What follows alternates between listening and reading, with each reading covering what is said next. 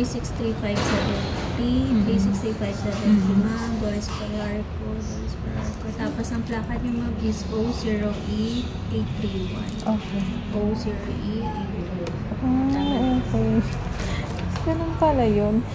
Kasi sa LTO, iba rin yung plate number Sa na... tracker, ma'am. Oo. Ayun talaga yung plaka niyo, ma'am. Yung nag-reflect po sa tracker. Pinadeliver niyo po ba? Hindi. May appointment ako sa 26.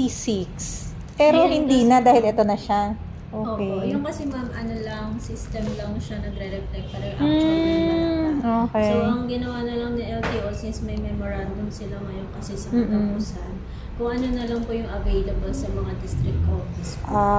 Okay. So, kaya ito, ma'am, may certification siyang kasama po lagi. Lagi din naka-attach kasama ng ORCR. Okay pa. So, kailangan Hindi siya mawawala. Sa biyahe po, kasama din siya. Okay. Pero yan na yung permanent ko, ma'am? Yes, ma'am. Okay. Pwede po kayong mag-picture at for the Okay po.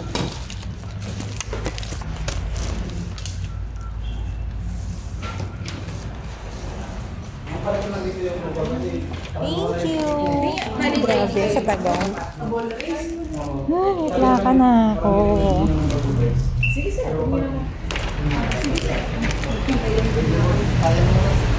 May plaka na ako, guys, after 8 years.